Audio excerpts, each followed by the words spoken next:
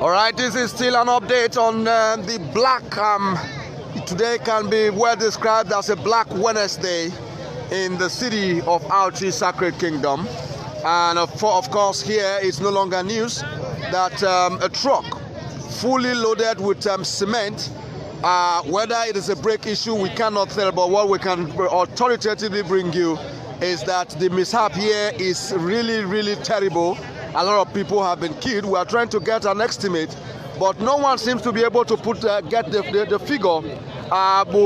We've gotten varied figures from 15 to between 20 people that have been affected here this morning. As we speak, I can spot men of the police force who are here trying to manage what is happening here. But the truth is that these occurrences are becoming too much. Within 2 years, we can say this has happened about 3 times. This is about the 3rd time this is happening. The first 2 happened within a month, and we're having this again, and I think this is really sad. And of course, this again calls our government to serious question. You award a road and you have to construct that road for several years. Many of these stuff are very, very avoidable. From the eyewitness report we got here, we are told that this road was being fixed this morning and a part of the road was blocked while maintenance was going on. So the road was already busy and choked. It's really, really sad what's happening here. While rushing down here, I saw men of the Federal Road Safety Corps moving dead bodies away. I saw another bus loaded with about 3 dead bodies. This is really very terrible, and the mood here is very, very sad. You can see men of the Federal Road Safety Corps coming with their towing van to try to evacuate the truck and some other vehicles that are trapped here.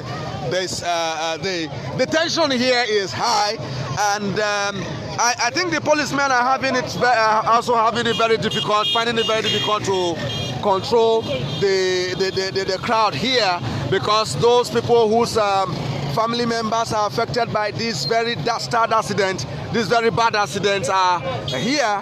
There seems to be some kind of confusion here, with what has happened here this morning. But all I can say in summary is that this is sad. This is sad. This is sad, and many of these things are very, very much avoidable. It is sad. You can see the looks on everyone's face here. It is a sad moment. This is a Black Wednesday in the city of Auchi, Sacred Kingdom.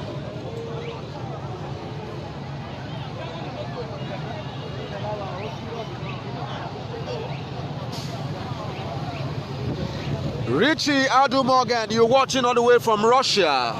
I hope you are safe, and I hope you guys are doing all you can to ensure that within your little capacity and ability, you see what you can do to douse the tension between Russia and Ukraine.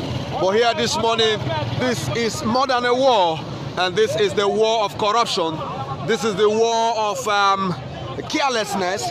Drivers who sometimes, take their cars for granted, even when your cars are giving you some kind of signs, you just, take things for granted.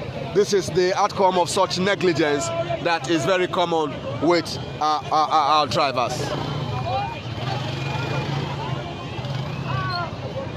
It is a Black Wednesday in the city of Auchi, Sacred Kingdom.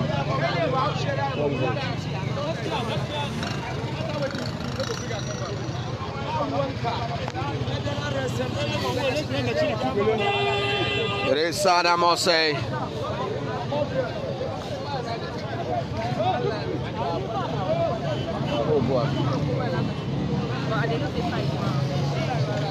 All right, I can tell you that the atmosphere here now is tense.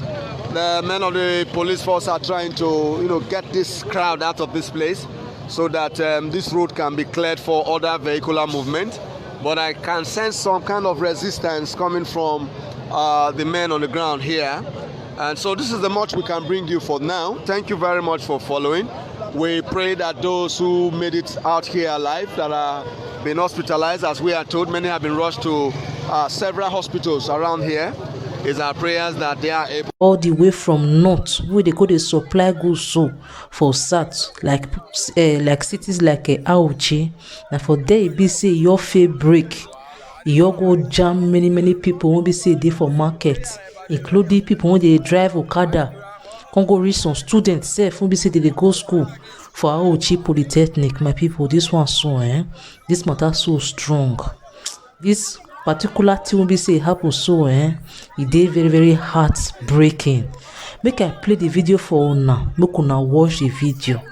Wetin be say I get to talk for this matter be say when they talk say Nigeria no dey guarantee again, my people, no be lie, because this country na country wey be say if you comot for house in the morning, you no even dey sure say you go come back house in the evening.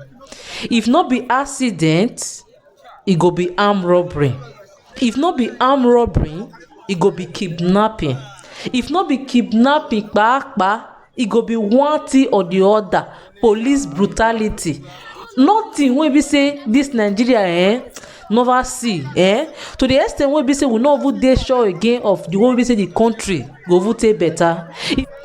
Una go see say for civilized world, all these truck drivers wey dey carry goods so, they no just dey carry their truck dey drive am for public where e be say they for dey do commercial business.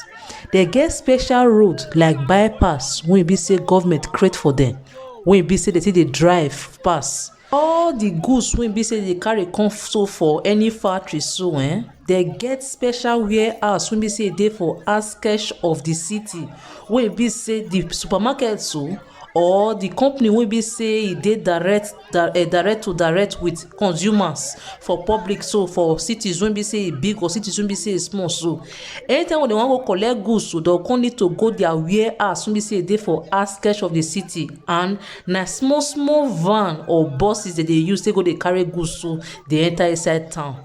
They even still get anything like special place wey be say e dey should in case things like accident wan happen. E get particular spot wey be say they build for road wey they call bypass, so that the driver, if e don dey for distress, e go drive im motor take enter the place. But all this issue of accident wey be say dey happen, no be today e begin dey happen for Nigeria e don tey.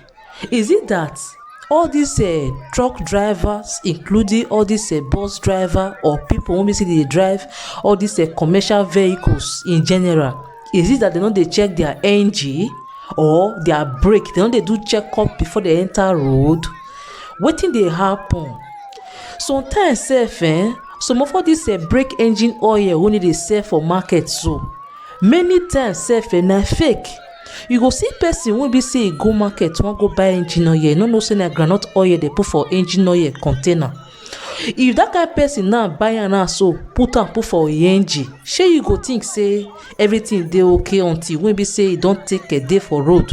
If you press brake no work again, na all this kind of katakata take dey happen so.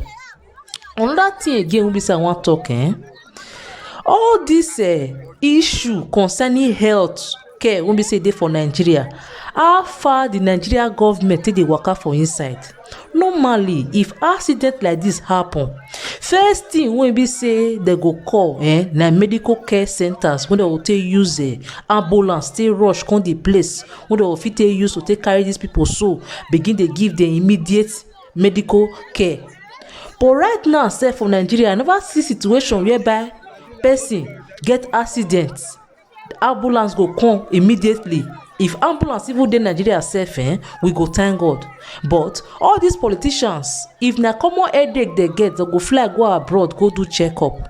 But na every time they dey cut money put for government budget, see na so they use so and so billions take do budget for health care, but still they no dey use any of the health care wey be say dey for Nigeria. The same time they dey fly go the country here and there. All these things wey be say dey happen so na poor men, poor women, poor children, innocent, all of them na dem dey suffer am. Abeg, should in case you see accident like this try all your possible best make una take rush all these people so go hospital. E still dey very very painful unto say if they still manage rush people wey be say get accident go hospital, hospital no go wan commence, dem no go wan start treatment for dem immediately, because dem go say make the people wey be say e rush dem come begin pay money for hospital bill. You wey be say e do good for person to take rush am go hospital thinking say you wan save the person life, you no even, the way we say the country will be safe, sometimes e can be say you no even get money sef, or you get wetin be say you wan use your money take do. By the time wey be say you come rush person go hospital, wey be say the person so